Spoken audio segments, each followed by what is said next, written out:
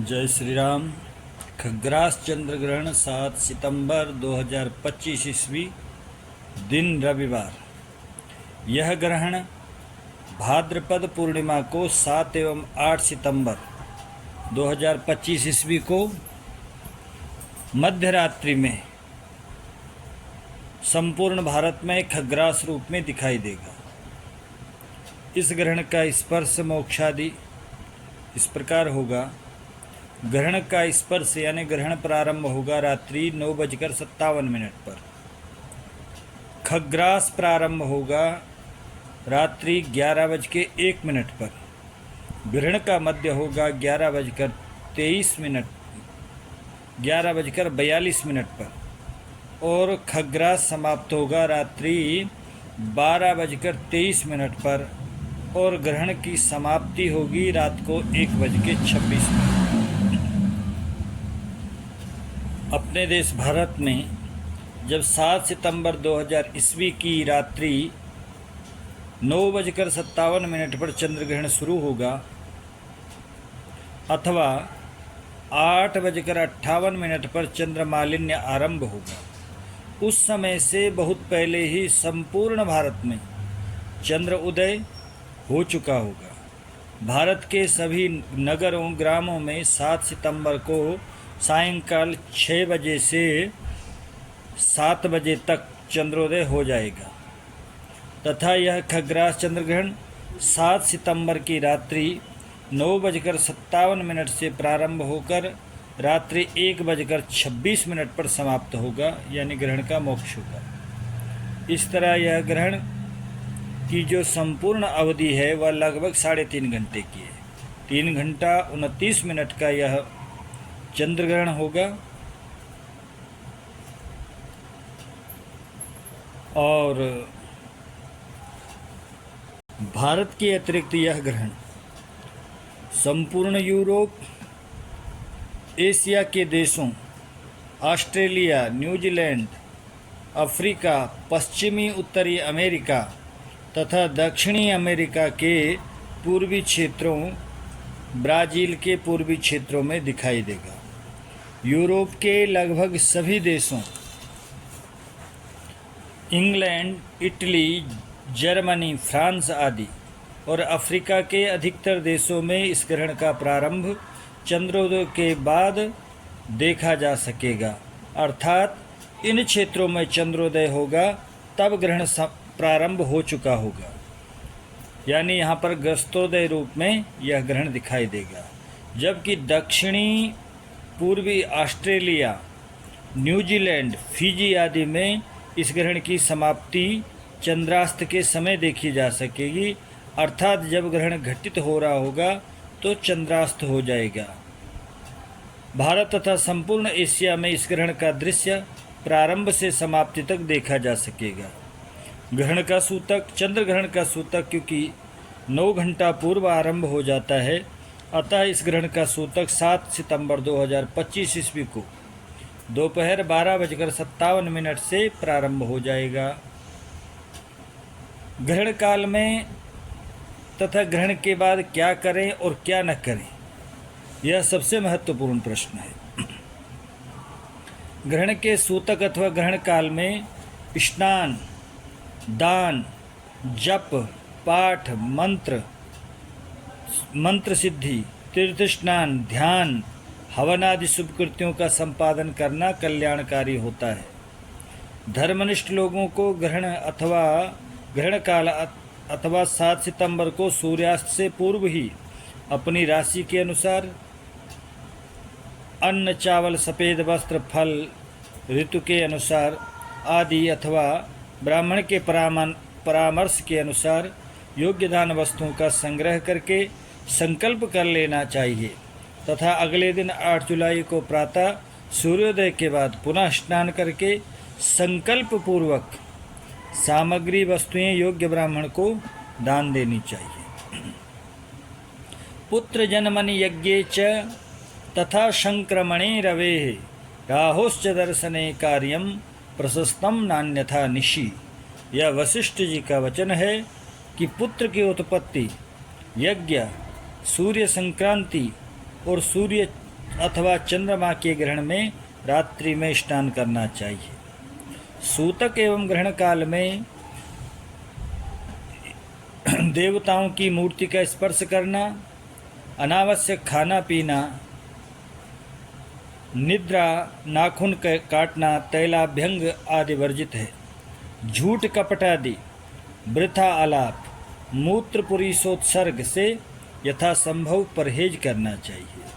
वृद्ध, रोगी, बालक एवं गर्भवती स्त्रियों को यथानुकूल भोजन या दवाइयाँ आदि लेने में कोई दोष नहीं है, लेकिन गर्भवती महिलाओं को ग्रहण काल में सब्जी काटना, पापड़ सेकना आदि इस तरह के कार्यों से बचना चाहिए।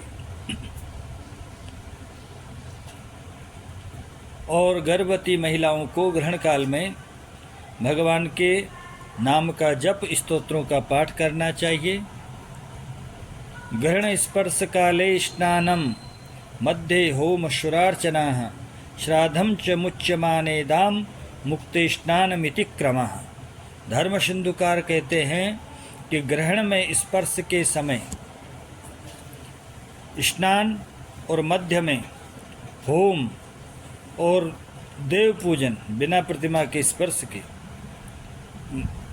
पूजन, और ग्रहण मोक्ष के समय श्राद्ध और अन्न वस्त्र आदि का दान, और सर्वमुक्त यानी संपूर्ण ग्रहण की समाप्ति हो जाने पर स्नान करना चाहिए। यह क्रम धर्म सिंधुकार ने बतलाया है। ग्रहण सूतक काल से पहले ही दूध, दही, चटनी, मुरब्बा आदि में कुशा का तृण रखना चाहिए, जिससे कि वह ग्रहण के सूतक के कारण अशुद्ध न हो। इससे वे दूषित नहीं होते, और सूखे खाद्य पदार्थों में कुशा आदि रखने की आवश्यकता नहीं है। केवल जो गीले खाद्य पदार्थ हैं, दूध, दही, मुरब्बा, चटनी, अचार आदि, उसमें कुशा रखना चाहिए, उससे वह अन्न दूषित नहीं होता है। अब ज्योतिष शास्त्र के अनुसार इस ग्रहण का 12 राशियों पर क्या प्रभाव पड़ेगा, यह कहते हैं। यह खग्रास चंद्र ग्रहण पूर्वा भाद्रपद नक्षत्र तथा कुंभ राशि में घटित हो रहा है। इसलिए इस राशि तथा नक्षत्र में उत्पन्न जातकों को विशेष रूप से चंद्र, राहु तथा राशि स्वामी शनि का जप, दान करना कल्याणकारी रहेगा। जन्म राशि के अनुसार इस ग्रहण का क्या फल होगा, वह क्रम से आपको बताते हैं। मेष राशि वालों के लिए यह ग्रहण लाभकारी रहेगा, उन्हें धन लाभ के योग बनेंगे। वृष राशि वालों को स्वास्थ्य का ध्यान रखना चाहिए। शारीरिक रोग और शरीर से संबंधित पीड़ा, कष्ट की प्राप्ति इससे हो सकती है। मिथुन राशि वालों को संतान संबंधी चिंता रहेगी। कर्क राशि वालों को शत्रु का भय रहेगा, लाभ साधारण रहेगा और खर्च भी रहेगा। सिंह राशि वालों को, यदि कोई महिला जातक है तो उन्हें पति से संबंधित चिंता रहेगी अथवा पति के स्वास्थ्य की चिंता रहेगी, और यदि पुरुष जातक है तो उन्हें पत्नी से संबंधित या पत्नी के स्वास्थ्य से संबंधित चिंताओं का, परेशानियों का सामना करना पड़ सकता है। कन्या राशि वाले जातकों के लिए रोग का भय, चिंता और संघर्ष की अधिकता बढ़ जाएगी।